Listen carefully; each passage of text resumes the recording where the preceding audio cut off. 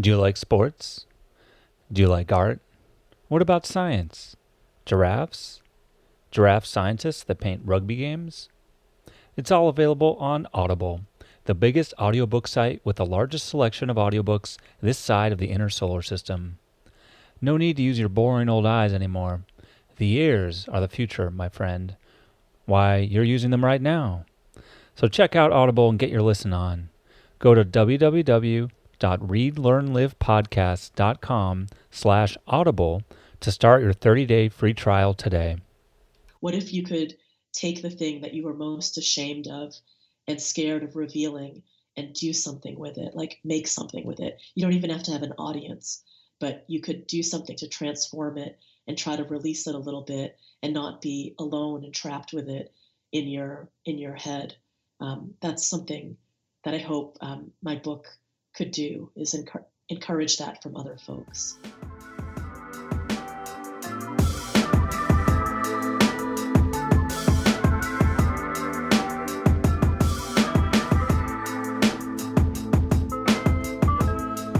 Hello and welcome to Read, Learn, Live, the podcast about improving yourself through literature.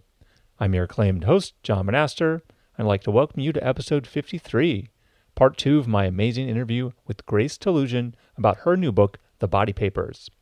I highly recommend listening to episode 52, which is part 1 of the interview before this, but really it's up to you. As always, if you have ideas for books you'd like to see featured, or of authors you want to put me in touch with, you can reach me at jon@readlearnlivepodcast.com.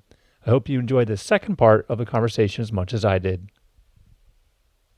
You talked about finding out that, you initially immigrated to the United States legally and then your status kind of lapses and you become an undocumented immigrant. And at first that fact is kind of hidden from you by your parents and you don't really know. And then eventually the truth comes out. And I was curious to know how your life changed once you found out that you were undocumented, and then how things changed again once you became a U.S. citizen. When I found out that I was undocumented, at that time it was called being an illegal alien. That's what people joked about, and that's what people called it, as being an illegal alien. I was shocked and scared, and I could not tell anybody. Like, I was a teenage girl and a young woman, and the first people I would tell would be my best friends. But I was explicitly told, do not tell anybody about this because you could be sent back. And so I could not talk about it. But I was afraid. We got our green card, it was actually pink. It was like a temporary alien resident card, something like that. And I had to keep it on me at all times. And so I hid it behind like other things in my wallet. And I was so mortified by it. It was just like, it was what was keeping me in the country. But I was just like, I didn't want anyone to ever see it accidentally. I was so embarrassed by the picture. The picture's fine, but I just felt like so embarrassed by my status when I had nothing to do with it, but I was really scared. I thought about like, okay, what if I had to leave everything junior year of high school and like return to the Philippines? What would that look like? What would that mean? How would I go to school? How would I go to college? It was really scary. And so, in the aftermath of finding out, I thought about it a lot. And then it slowly started to die down. And I realized, okay, this is administrative process that is likely going to take years. Maybe I'll even be out of college by the time all this goes down. But, they know where we are. They haven't sent us away. They haven't deported us. So I guess we can stay for a little bit and see what happens. And so then I did. And then we got our permanent residency status, and then I was able to have a Filipino passport, and I was able to travel with my friends. And then they thought it was strange that I had a Philippine passport because they've always thought of me as American. But I did travel with them, and it was a little odd because we had to stand in different lines. And that was another time when I felt like the difference of what papers can do to your life meant. Like I had to be in this other line and in immigration when we would cross borders together. And then when I got my blue passport, when I became a US citizen, I have to say, like, I felt sturdy and comfortable and stable. And I felt like, okay, I have a country now that I can claim as my own. And there's rights that I have with this country. Um, and I really felt good about it. And when I travel now, when I cross the border, and I come back to the US, they say, welcome home. And, maybe that doesn't mean anything to people, but to me it does. It means a lot. Like I want to cry almost when I hear them say that because it feels like I'm part of this country, like I'm accepted.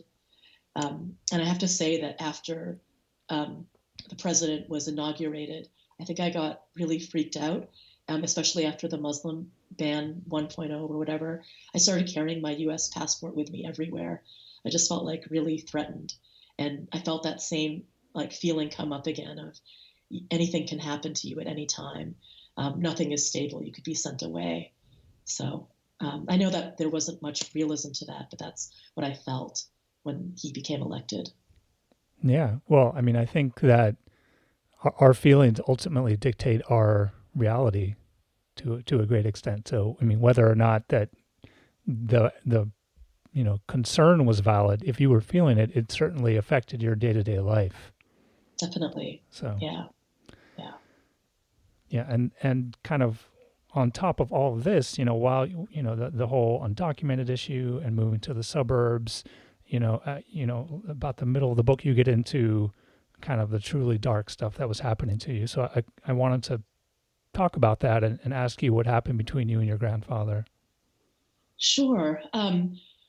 Well, I mean, most of most of what happened is in the book. It's very much summarized. And then there's a few things that I expand on a little bit. But, basically, um, I think he was a serial pedophile. And from the conversations and the whisperings I've had with various people, I think he did it to generations of his family, as well as probably other people who were in his vicinity. And he saw an opportunity to enact that same um, behavior onto me. And he did for, I think, 7 years. I can't remember how long it's in the book, but it's like, I think it's about 7 years. And, the narrative I was telling myself, I mean, there's all kinds of narratives I told myself in that 7 year process when, as I started to get older and everything. But one thing that I told myself was that he was doing it to me and not to my siblings. And that was why I could bear it. Like, if he's doing it to me and not to my siblings, then I'll take that. Like, I don't want him to do it to them. And of course, like, there are other options, right? Like, there's like, how about he doesn't do it to anybody? But, I didn't know any better. It started when I was so young that I didn't have any way to conceive of what was happening or the language. And this is why I think putting things out, making work, making art, talking is helpful. Like, situational comedies is where I saw myself reflected. I saw different strokes. I saw there was like a few other like after school special sort of things that named it, and that, I mean, those in those cases it was strangers, but at least I recognized it. I was like, oh, that's what's happening to me. That's a stranger, so maybe it's not exactly what's happening to me, but it's similar, and I could see that. And then I had a name, and then because I love the library, I went to the library, and then I realized there was books and like studies and other things about sexual abuse and what had happened to me. And I saw myself there, like all those symptoms, all those descriptions of what was happening. I was like, yep, that's exactly what's happening to me. Those symptoms, those are happening to me. And there was one thing I read that really was chilling to me and that really did make me um, get help. And that was, I read that um, sometimes women who've been sexually abused end up having children who are also sexually abused. And I guess the idea, at least my understanding, is that they haven't learned to not put themselves in those situations or protect their kids or whatever it is. I don't know the reasons why, but I read that and I thought, nope, I do not want this to happen to another generation, um, and especially to happen to my kids. And what can I do so that it doesn't happen to my kids, even though I didn't have any kids and I was very, very far away from making that decision. I just knew that I needed to stop it with me. And that's what made me finally like understand what was happening and stop what was happening. It was very simple. I write about it in the book, what happened. I mean, didn't even have to say a word. I was with physical force that I made it stop happening. And it was pretty easy and easier than I thought. And I mean, he actually did try after that. I think I saw him a few times after that, and he did still try. But I think I was very clear, like, no, this is not going to happen again. So I mean, he was relentless. He's a very ill person, and he was relentless.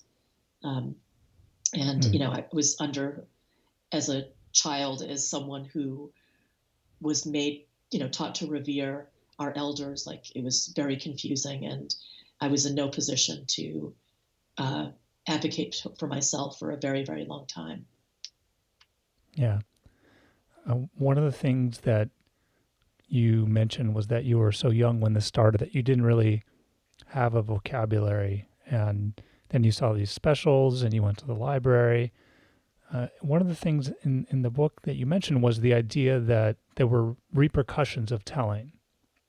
So even knowing that you now maybe had this language, you were concerned about telling, and that worried you more than falling apart by remembering. And so I would really love to understand why you were so worried about telling, why that idea um, was so scary. Yeah, I mean, it's scary to me now. Like, I'm doing another kind of telling by publishing this book, and I'm just like waiting for like the bad thing to happen, right? And, you know, we have like another 3 weeks or so till the book comes out, but it's just no one had to say anything to me. My grandfather did not have to threaten me for me to be quiet. I just knew. And I don't even know how I knew this, but there was an opportunity pretty soon after it started happening when I was in the second grade. My teacher did notice that there was like a dramatic change in my behavior and appearance. And there was a window there for me to tell her the truth about what was happening.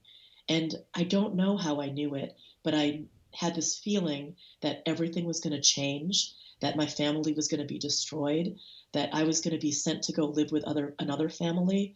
I don't even know how I knew all that, but I did, and I made a decision at that point. You know, at like what 7 years old, and I decided to lie and not say what was happening.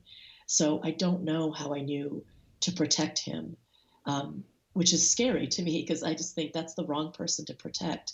Like I shouldn't. Should have learn to protect myself first above all others. That's the person to protect. But I didn't learn that. So, and you know, and if she had asked me like a year later, she would have had to report. But that law wasn't in place yet. And so the understanding about child abuse, I think, also wasn't in place. But she would have been a mandated reporter, and we would have had to go down that road.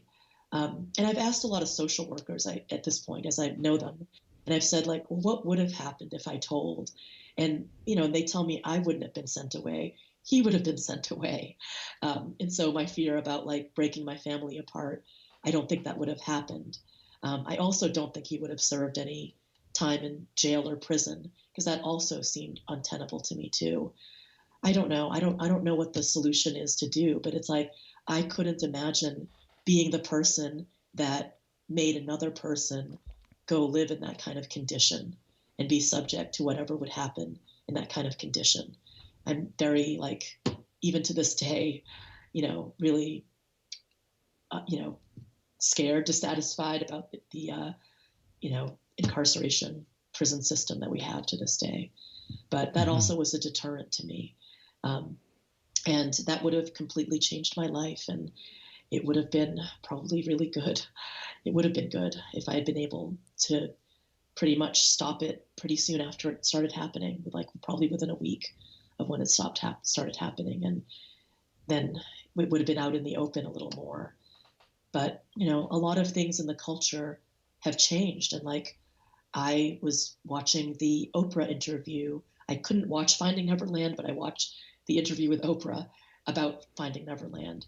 And she talked about how she did, I think, 121 hours of shows dedicated to sexual abuse. And I have to say that that made a huge impact. It reached my father, it reached his siblings.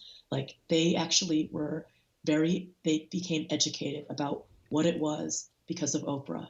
And they don't even they don't sit home and watch Oprah every day either. I don't know how it got to them, but that's how influential she was. It did get to them. They read about what she said and, you know, they changed and they made a space for me to be able to like tell my story. And so all these things I think that we put in the culture are important. And that's why I, you know, as scared as I am about putting my book into the world, I also hope that I can make some space for other people too. Yeah, I think that's great, and I'm sure you will. Thank you. You know, one of the things that you also mentioned in the book is how the abuse affected you in terms of your ability to connect to others and what it did to your relationships, kind of just going forward throughout your life. And you know, you mentioned that you've been in therapy and you're working on all of that. So, you know, what has that done? And do you feel like that you have been able to overcome that, or is that something you're sort of going to be working on forever? I mean, how has that affected your life?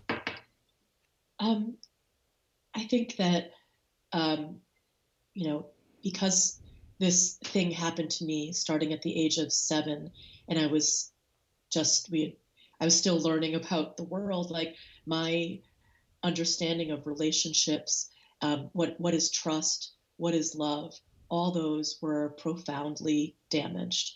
And I will probably work for the rest of my life on um, on those issues. Um, I have a hard time trusting. Sometimes I trust the wrong people, or it takes me a long time to like fully trust people, even my husband who's been with me. Like I'm still like I've been sick for the past month and he's taken care of me, and I'm still like astonished that he would be so kind as to like make sure I'm eating and take me to the hospital and like make sure I have my medicine. Like it's almost, like profoundly surprised that someone would be that kind to me, even though he's my husband and has been treating me this way for like almost 20 years. It's still difficult because that, um, you know, notion about love is like really damaged. You know, I loved my grandfather. I gave him presents. I wanted him to feel loved. This is like a little bit before the abuse started, but you know, I wanted him to be happy, and I really wanted a grandfather. And so I think I just got really, really confused about what love is, um, and and what it means to trust somebody. And you know, I feel embarrassed about it because I have been friends with people for years, and they stay with me, and you know, hopefully they understand that, you know, I think they have understanding about how hard it is for me to trust people, and they keep showing up and, you know, being there for me, and I'm really grateful for that. But it is something that I have to work hard at, and I I think I surprise them, like, because I'll say things like, I just don't understand why you're being so nice to me, or I don't understand why you're being kind to me.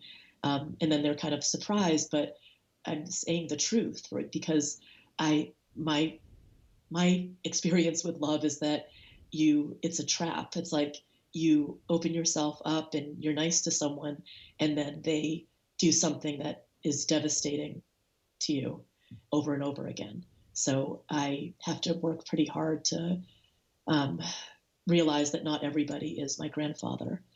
Um, Mm. you know, and that's probably, you know, something that I'm going to have to work on for the rest of my life. But in terms of my nieces and nephews, I don't feel that way. I don't know why, but I if they hurt me, it's okay. Like I'm not afraid of being hurt by them. It's if they, I mean, I don't know. I just have a really different relationship with them. I can Hmm. let go. I can be more of myself. I um, trust them, but maybe I've known them since they were babies. I don't think that they want to be mean to me or they want anything from me. I don't know. I just feel it's a relationship where I feel really different than Hmm. anyone else in the world. Well, it's really interesting to think about. Yeah. Hmm. So, I want to be sure and talk about the other big part of your life that you talk about in the book, which was your family and your experiences with cancer. And so, I'd love to hear you talk about kind of what happened with your family, what happened with you, how you made the decisions you made, and where you are now. Sure. Well, I think of my 30s as the cancer years. And now that I'm in my mid 40s and I'm away from that, it feels good to think that like that's mostly in the past. Although, you never know, things may come up again. Um, but my 30s was all about cancer. It's like my niece had eye cancer, and that was uh, just out of nowhere. It's a really rare cancer, and it was surprising. And our lives for about 2 years, my family's life became all about helping her get through the day-to-day treatments and all of that with the eye cancer, and then some of the recovery afterward. And that was a really, really hard and scary time. During that time, I think my husband also, he was the victim of a racial attack, and two men beat him up on a street nearby where we live pretty badly. And this was the same time that we were finding out that my niece had to have chemotherapy. It was all like on the same day that I remember finding this out. And it was just like a really intense and difficult time. And pretty much nothing else mattered except my family and my husband, and doing whatever I could to help other people get through it. And so that was that. And then, like, as soon as my niece finished her cancer treatments, her chemo, my older sister, was diagnosed with breast cancer. And that was unusual also because she was young. She's in her 30s, and she just had a baby. And it was really scary. And so she moved back to my parents' house, and that was another year and a half of helping my sister through cancer treatments. And she had a 1 year old baby, or 9 month old baby at the time. And so we were all I was very much involved in helping care for him and her. We were all, I mean, there was, all of us, about my extended family and family, really came together to help during this time. And so, as part of that, because my sister was so young when she was diagnosed, she got a genetic test. And then, when she tested positive for the BRCA mutation, it was suggested that any first degree relative should also be tested. And that's when I got tested. And I just figured, like, you know what? We've had a really bad couple of years. I just thought magically, of course, I'm not going to have it. And I was very ill prepared when the genetic counselor told me I did have the mutation, and I would have to make some decisions about my health. So it was really tumultuous. But by that time, um, I was starting to learn about asking people for help. Like I really didn't know how to do that, and I had to. Like all around, people from all over the place, who even just like tangentially connected to me, um, would someone would say like, oh, this person had a mastectomy, call them, they want to talk to you, this person experienced this, talk to them.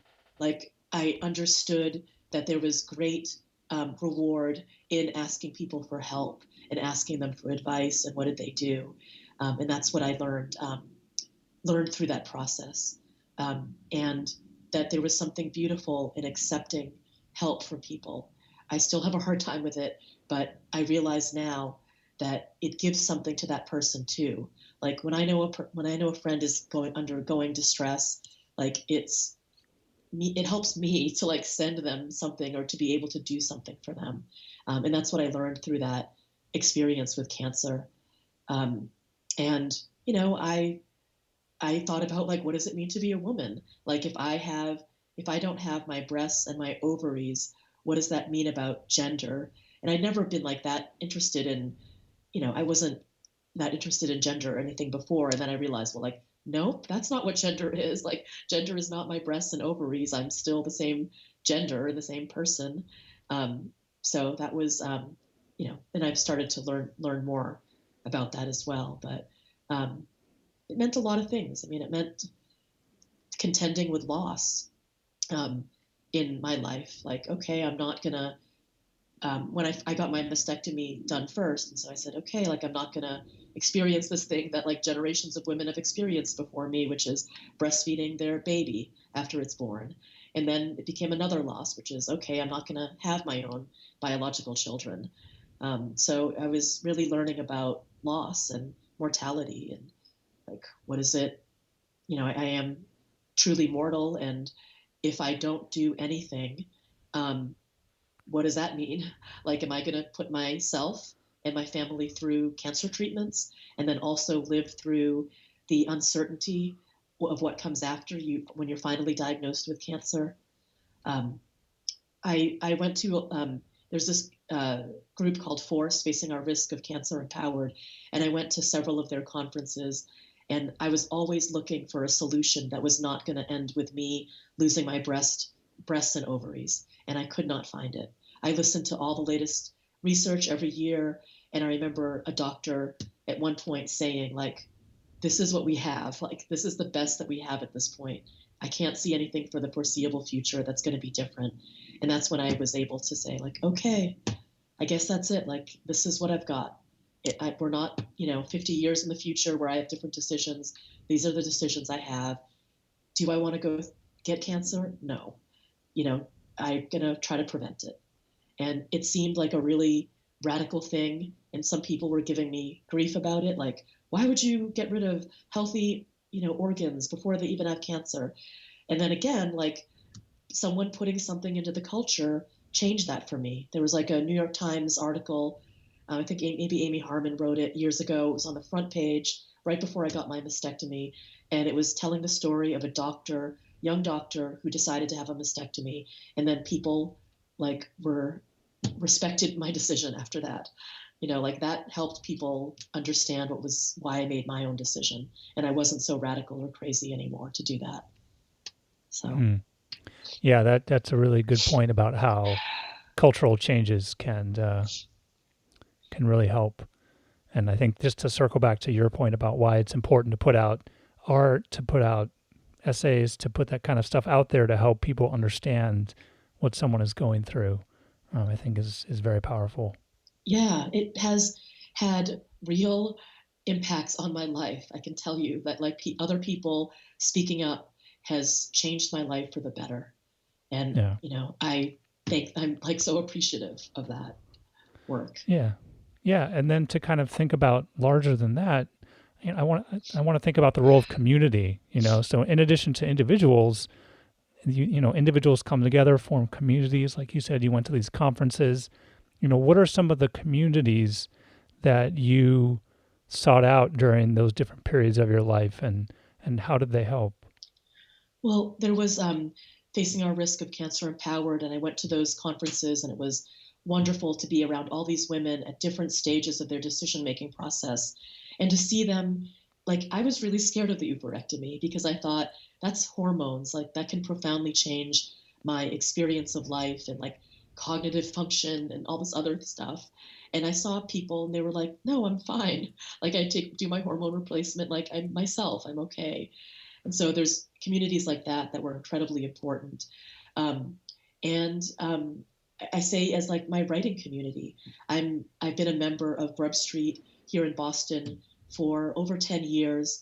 I found my writing group called the Chunky Monkeys through Grub Street, and they've made a huge difference in my life, not just for writing, but for being like my friends and my community, and we're there for each other when things happen.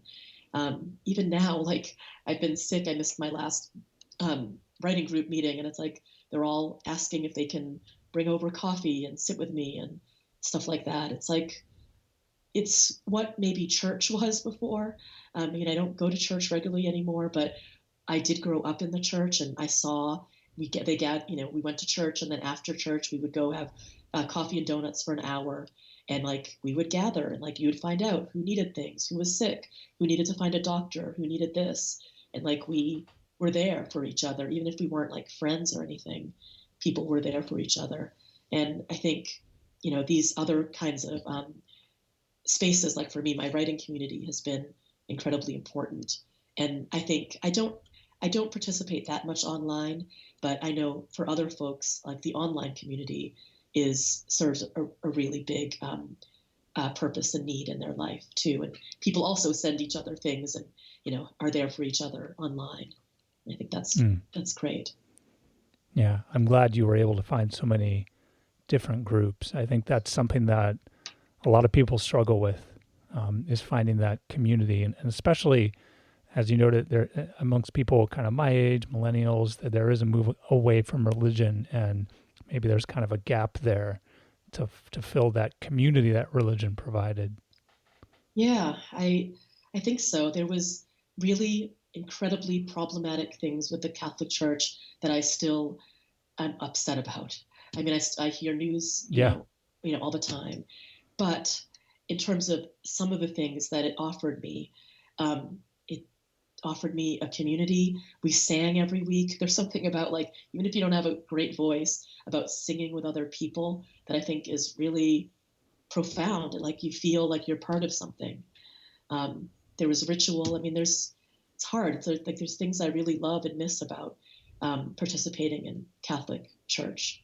And I know there's like some good churches around and stuff like that, but boy, some of the leadership and some of the stuff I've been hearing about and looking into around the ways that the church has protected the wrong people, I think is just so disappointing and makes it really hard for me to participate. yeah. Kind of a side note, but I also I'm a big believer in those things, and I'm the co-chair of the board for an arts nonprofit that tries to kind of replicate that in some way, so that it kind of tries to bring rituals around art and tries to bring different art communities together, and create that kind of environment, while not necessarily having the religion aspect that a lot of people kind of shy away from now. So I think there is a gap, and different groups are working to fill that. That's wonderful. I was Uh, Because I've been sick, I've been watching a lot of like Netflix, but I can't watch things that are disturbing. And so somehow I've gotten onto mm, like watching documentaries about motivational speakers.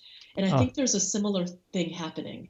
It is almost like preaching, right? There's like someone yeah, there, and then people are in community together, relating over deep things that happen to them. So I think there is a need in our culture for being together, yeah, for sure. definitely.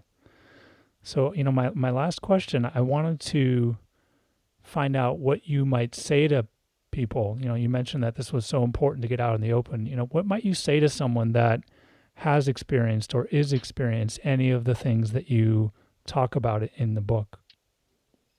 I think it's important, first of all, to feel safe, um, and to have actual safety, right? Like this may mean economic safety, immigration, like safety around immigration, around abuse that's happening. Like that's number one, is get yourself to safety, or find a way to like create the conditions to make yourself safe. And then once you're there, I think finding the places where you can start to break silences.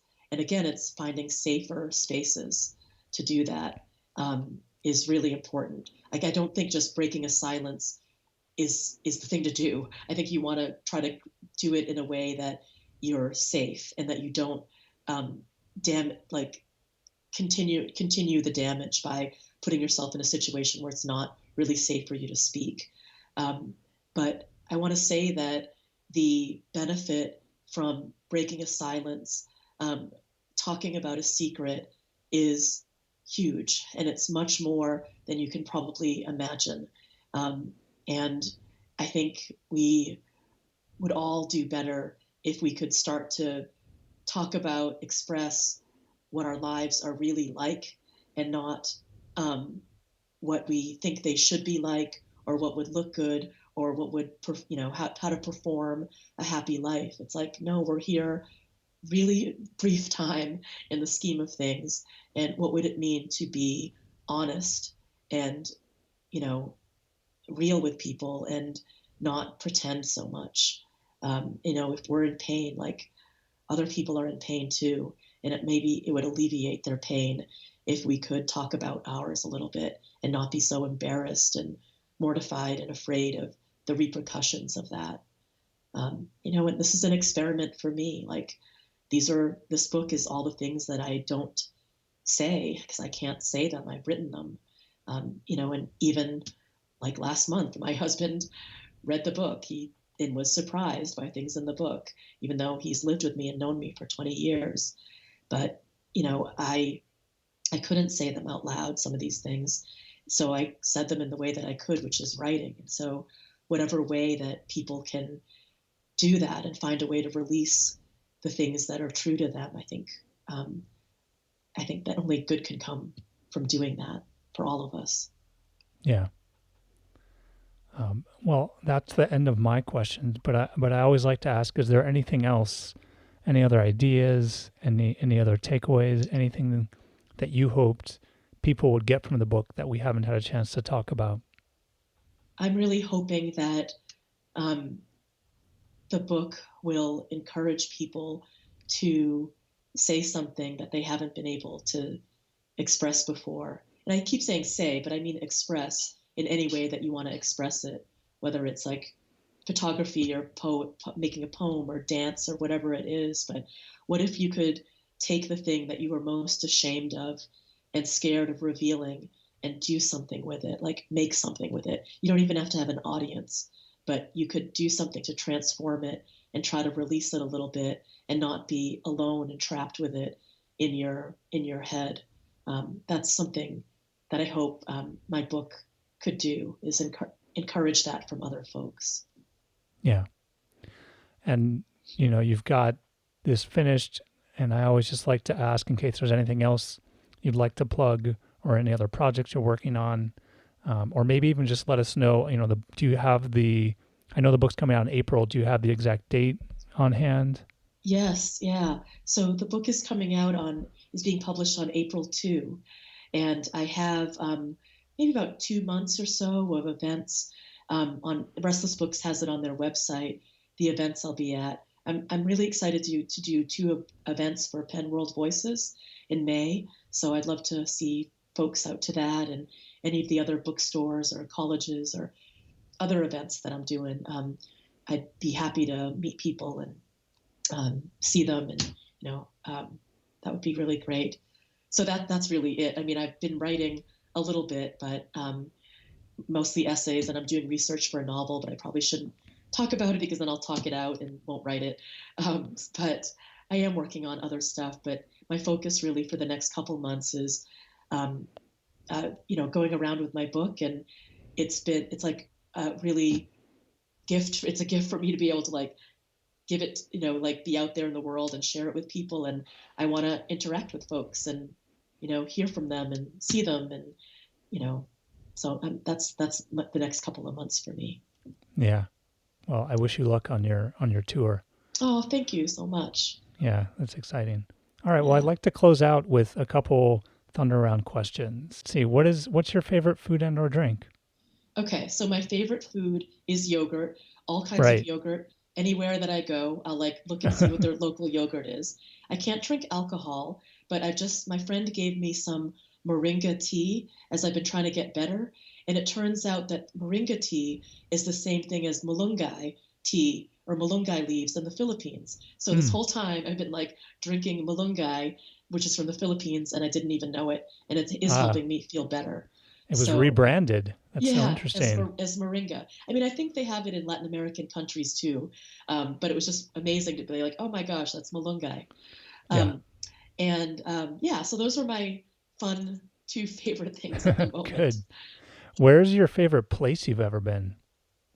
I have to say, it is the Philippines. I mean, different places. Manila is complicated.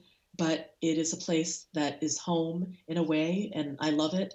And I think about it a lot, and I would love to go back there again, as complicated as it is and difficult as it is. And then there's another place in the Philippines called El Nido, which means the nest, I believe. And my husband and I have been there twice, and just a really wonderful place to like sit, look at the horizon and look at limestone cliffs and sit on the beach. And that's a place I go back to in my mind if I'm stressed out, as I pretend I'm like sitting back on a beach in El Nido. Yeah, it sounds beautiful. Yeah. All right, last question. If you could wave a magic wand and change any one thing, what would it be and why? Well, if it would be something about myself, it would probably be my my inability to see myself, and I think that see myself accurately. And of course, I'd want to change that, because I think I'd enjoy my life a lot more and have better interactions with folks if I could see who they were seeing. And if I think about the world, I think at this point it's probably economic inequality. That would be the magic wand to change things. I've seen from the poorest of the poor to students sitting in my classroom. I've seen the impact of economic inequality, just even on people who are relatively privileged, to folks who really literally have nothing. And it is horrible, like to this the suffering, the inhumanity, day-to-day life. I mean, that is a really horrible thing in the world. And I just think about it a lot, about why some people can hoard money and resources when there are folks who like live on a piece of cardboard and don't even know if they're going to eat or drink anything that day. So that's the Yeah. thing I think about a lot. Yeah. Well, Grace, this has been a wonderful discussion. Author Grace Talusan, and the book is The Body Papers, and I think it's an absolutely amazing book, and I highly recommend it. And it comes out in just a few weeks. And Grace, I want to say thanks again for joining me. Oh, thank you so much. This really was great. I really appreciated your questions and your thoughtfulness and your generosity. Thank you. Thanks so much for listening to this episode of Read, Learn, Live. If you liked it, tell a friend and subscribe on iTunes and Google Play. If you hated it, tell a friend and subscribe on iTunes and Google Play. And so it goes.